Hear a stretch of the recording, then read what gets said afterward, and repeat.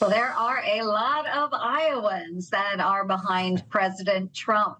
And what we see with a lot of the candidates that are coming through as well, Iowans are interested and they are keeping an open mind and they do want to look to the future. What they expect and hope to hear from all of these incredible presidential candidates.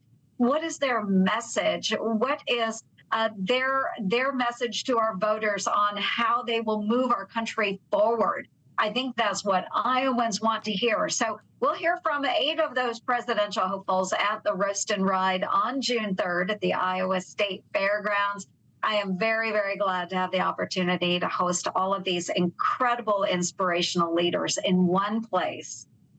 Yeah, I'm sure you are. You know, on Donald Trump, even Ron DeSantis has been pushing back recently on some comments that Trump has made against DeSantis, for example, on COVID. Has Donald Trump gone too far? Is he too divisive to win in Iowa right now? Well, again, I think that Iowans are looking for an inspirational message on how we bring the nation together and move ahead. So Donald Trump will have to present what his plan for the future would be for our great United States of America.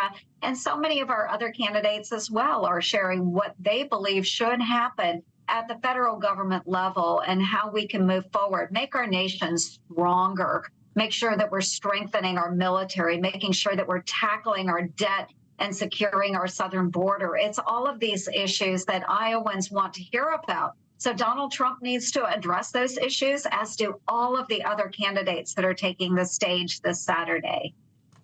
Is he too divisive, though, I guess, Senator, would be the question right now? I mean, the polls do show that I would say that a lot of Iowans are still with Donald Trump.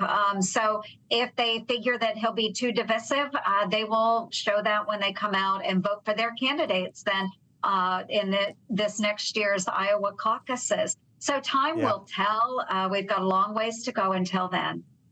You know this state better than most, certainly better than me.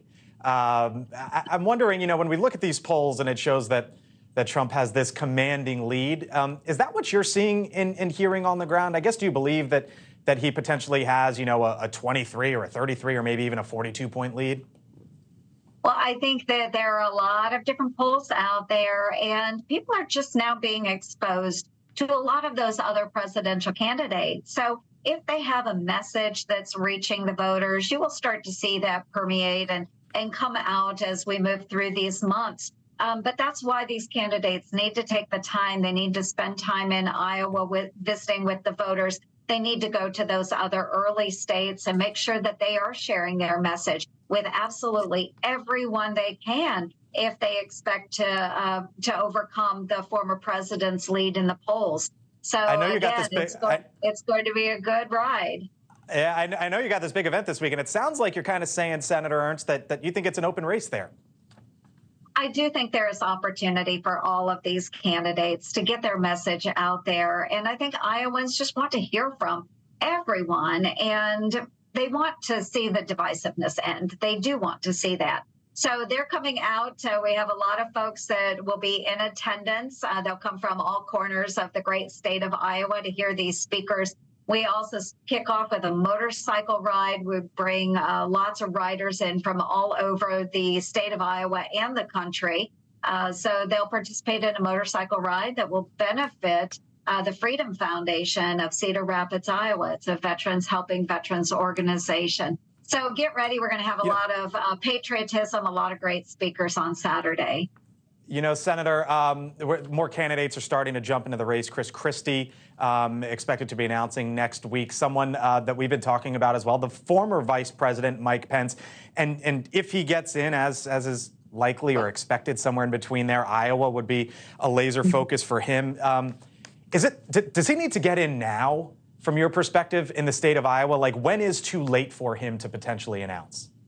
Well, I would love to see him announce very soon. He will be at the Roast and Ride. A matter of fact, I think he will be riding a motorcycle with us as well. We'll kick off the day and do the motorcycle ride. We'll end up at the state fairgrounds, and he will be taking the stage. So, of course, former Vice President Mike Pence, he is beloved by many Iowans as well. So we'll see, but sooner is better.